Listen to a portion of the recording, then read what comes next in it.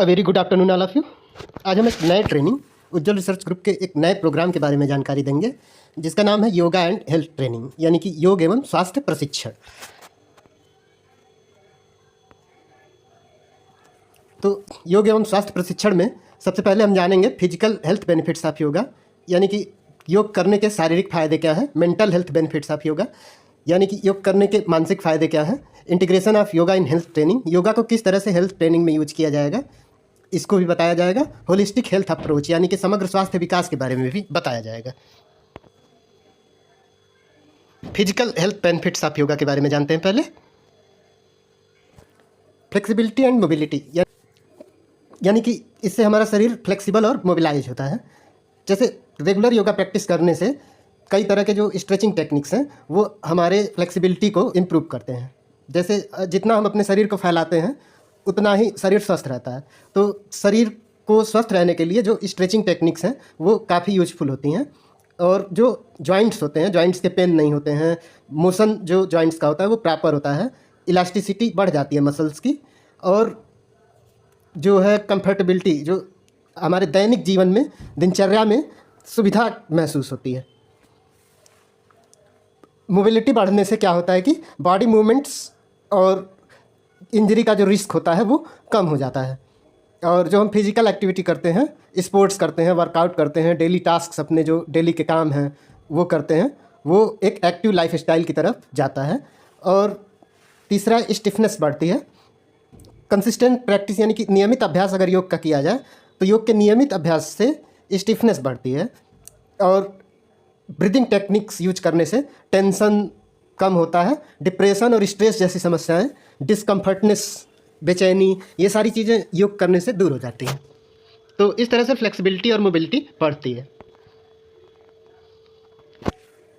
Muscles strengthening, यानी कि हमारे जो मसल्स हैं वो मजबूत होते हैं, जो हमारी मांसपेशियां हैं वो मजबूत होते हैं। ओवरऑल जो मसल टोन होता है वो इम्प्रूव करता है।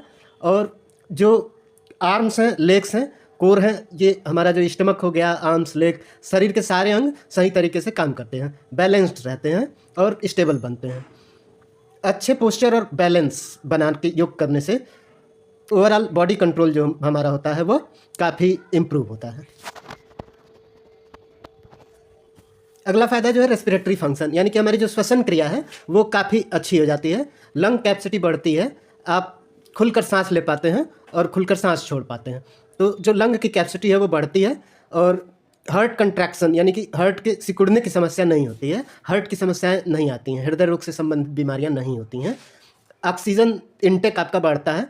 जितनी मात्रा में शरीर को ऑक्सीजन की आवश्यकता होती है, योग के नियमित अभ्यास करने से आप ऑक्सीजन की उतनी मात्रा ले पाते हैं, जिससे आपको रेस्ट फील होता है। और जो ओवरऑल रेस्पिरेटरी हेल्थ है, ओवरऑल जो श्वसन प्रक्रिया है और जो श्वसन से संबंधित बीमारियां हैं वो सभी दूर होती हैं। हमारा लंग मजबूत हो जाता है, हृदय मजबूत होता है, और ऑक्सीजन की जो डिलीवरी होती है वो काफ़ी रेगुलेट हो जाती है, जिससे काफ़ी सारे बेनिफिट्स हमें मिलते हैं। वेट मैनेजमेंट, यानी कि शरीर का जो वजन है उसको यह नियमित करता है। Cardiovascular benefits of dynamic yoga, dynamic style of yoga करने से, जैसे जो विन्यास योग है या पावर योग है, शक्ति योग या विन्यास योग के अभ्यास से कार्डियोवास्कुलर, यानी कि हमारे जो हृदय से संबंधित समस्याएं हैं वो दूर होती हैं। जब भी हृदय से संबंधित समस्याएं होती हैं, पेट से संबंधित समस्याएं होती हैं, हमारी कैलोरी बर्न नहीं होती है, मेटाबॉलिक प्रोसेस स्लो हो जाता है, उस स्थिति में हमारा वजन बहुत तेज़ी से बढ़ने लगता है।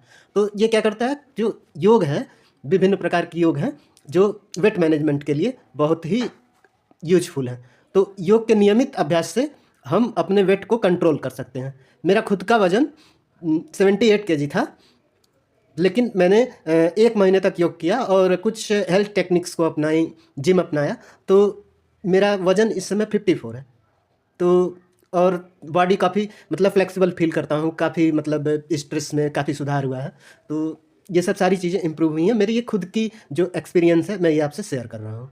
तो काफ़ी जो है वर्कलोड नहीं फील होता है, काफ़ी अच्छा है। मतलब वेट जितना ही ज़्यादा वेट उतनी ही ज़्यादा समस्याएं, हार्ट की समस्याएं, चलने फिरने में समस्याएं, जॉइंट्स पेन, तो ये सारी चीज़ें वेट को मैनेज करेंगे तो सारी चीज़ें अपने आप मैनेज हो जाएंगी। तो वेट को मैनेज करना सबसे ज़्यादा ज़रूरी है।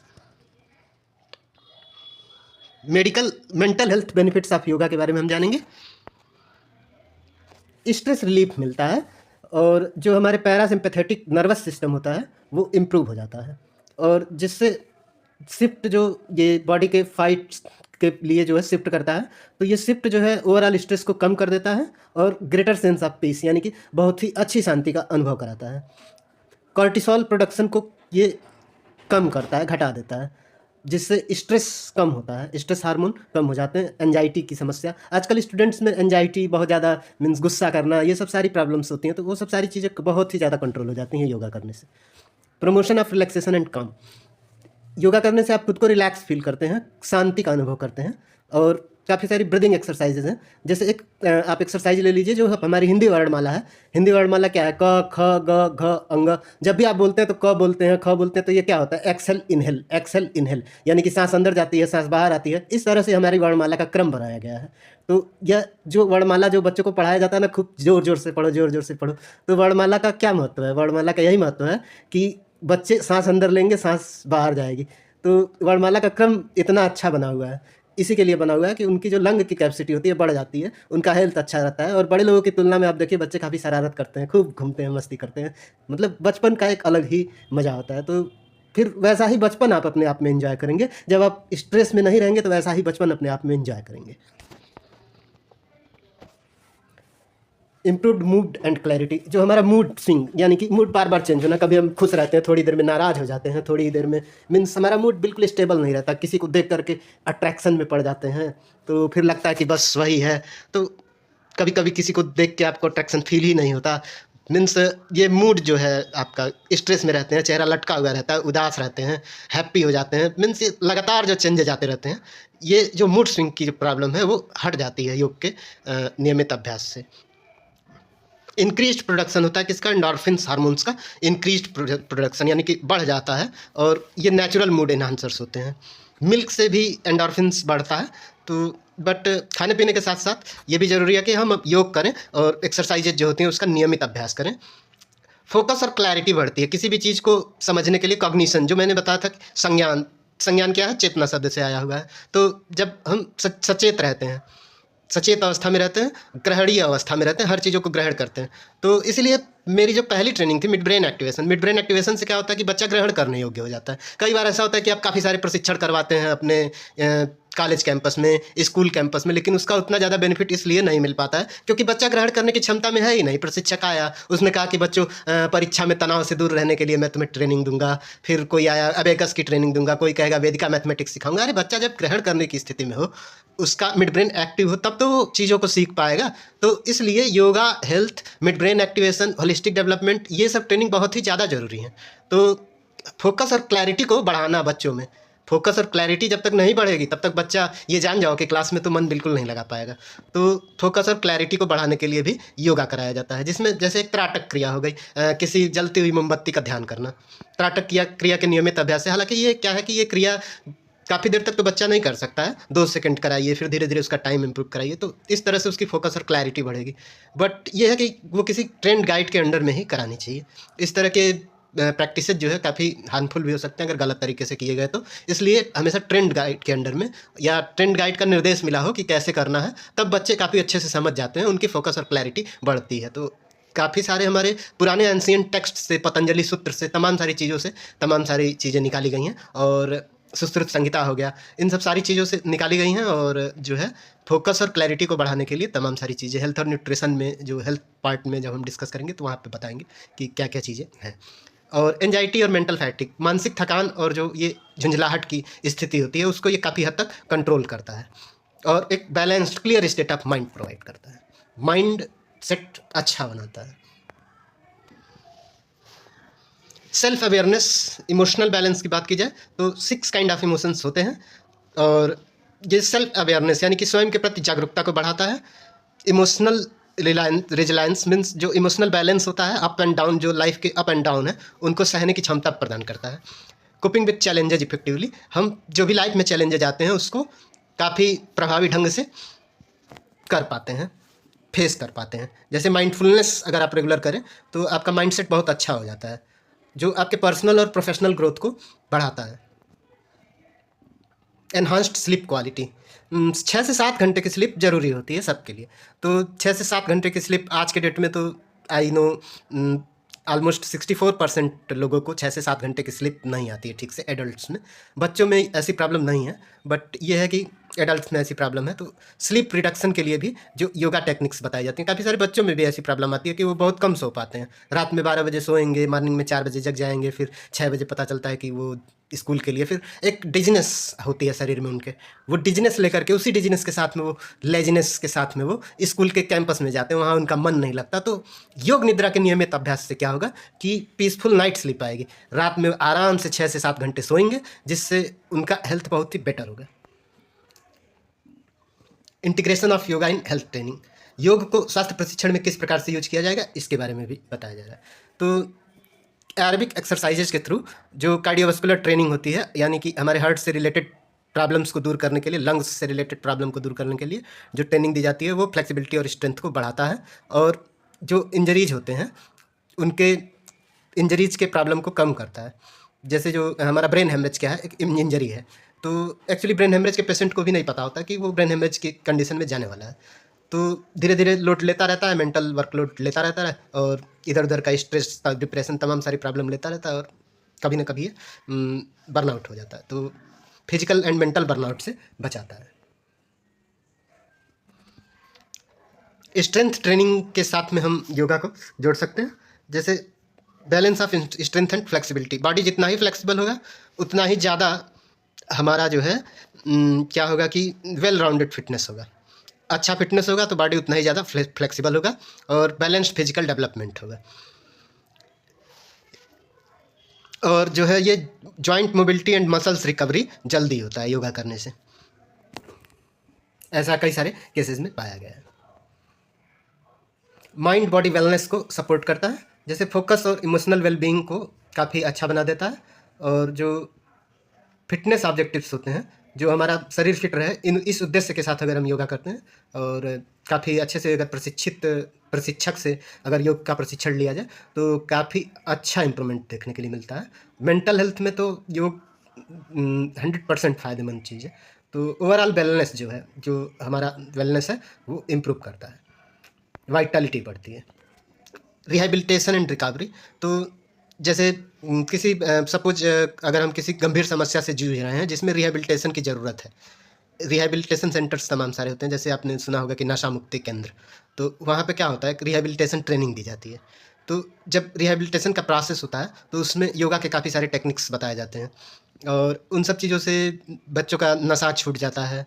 और इधर उधर बच्चे काफ़ी देखा गया है कि छुप के गुटखा खाते हैं, सिगरेट पी लेते हैं। तो ये सब सारी चीज़ें होती हैं एडोलेसेंट एज में। ऐसा देखा गया है कि जब किशोरावस्था में वो जाते हैं तो वो इस तरह की हरकतें करते हैं। तो वहाँ पे उनको कई बार ऐसा हो जाता है कि रिहेबिलिटेशन सेंटर भेजना पड़ जाता है, तो वहाँ तक ना जाना पड़े। उससे बचाना है हमको, बच्चों को, अपनी आगे आने वाली पीढ़ी को उस चीज़ से बचाना है। योग का नियमित अभ्यास कराना है, योग ही निरोग रखेगा, और कोई भी उपाय नहीं है जो आपको निरोग रख पाए। योग और नियमित एक्सरसाइज करने से ही आप स्वस्थ रहेंगे। तो जेंटल स्ट्रेचेज इन रिकवरी मीन्स बहुत ही जेंटल तरीके से, सज्जन तरीके से रिकवरी के जो मतलब उपाय होते हैं उसमें ये हेल्पफुल होता है, और स्ट्रेस को कम कर देता है। होलिस्टिक हेल्थ अप्रोच, समग्र स्वास्थ्य की विचारधारा क्या होगी इसको जान लीजिए। Prevention of life style disease, जो हमारी लाइफ स्टाइल से जो डिजीजेज आ जाती हैं, जैसे आप लंबे टाइम तक सोते हैं, ज़्यादा सोने से क्या होता है, शरीर फैटी हो जाता है। तो शरीर फैटी हो जाता है तो बॉडी का वेट बढ़ेगा, तो चलने फिरने में प्रॉब्लम होगी, जॉइंट्स में पेन होगा, पेट सही नहीं रहेगा। फिर आपका पेट सही नहीं रहेगा तो आपका पूरा शारीरिक स्वास्थ्य प्रभावित हो जाएगा। तो जो मेंटल वेलबींग है वो भी प्रभावित हो जाएगी, लेजीनेस बढ़ेगी। तो ये सब डिजीज के मैनेजमेंट में भी हेल्प करता है। लाइफ स्टाइल रिलेटेड कंडीशंस जैसे ओबेसिटी, हाइपरटेंशन, ओबेसिटी मीन्स क्या, मोटापा, हाइपरटेंशन, बहुत ज़्यादा टेंशन लेना, डायबिटीज, इन सारी चीज़ों में योग बहुत ही कारगर उपाय सिद्ध हुआ है।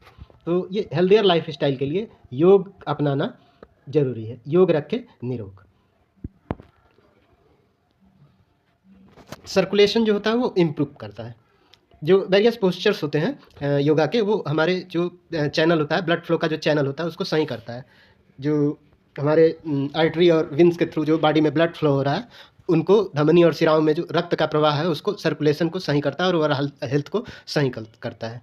और जो योगा है ब्लड फ्लो को सही करता है और न्यूट्रिएंट डिलीवरी, न्यूट्रिएंट्स जैसे आप जो भी विटामिन्स लेते हैं, वेजिटेबल्स यूज करते हैं और काफ़ी सारे मतलब वाटर जो भी आप लेते हैं उससे एक सही अमाउंट में ऑक्सीजन बनाता है। तो ये जो है ज़रूरी है कि एनर्जी लेवल को सही रखें और जो हमारे बॉडी फंक्शंस हैं उसको सही रखें, तो नियमित योग का अभ्यास करना ज़रूरी है। डिटॉक्सिफिकेशन बेनिफिट्स, डिटॉक्स करता है शरीर को। टॉक्सिक चीज़ें कई बार शरीर में आ जाती हैं, विषैली चीज़ें, तो उन विषैली चीज़ों को बाहर करता है। जैसे ये हमारा लिम्फेटिक सिस्टम हो गया, ये लिम्फेटिक सिस्टम को क्या करता है कि पोस्चर और ब्रीदिंग एक्सरसाइजेज के थ्रू सही करता है।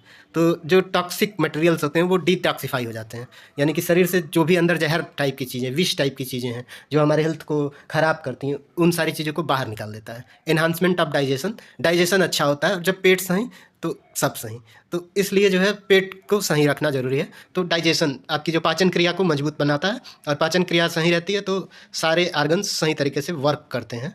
तो इसलिए ओवरऑल वेलनेस की तरफ ये लीड करता है, आप काफ़ी ठीक ठाक महसूस करते हैं।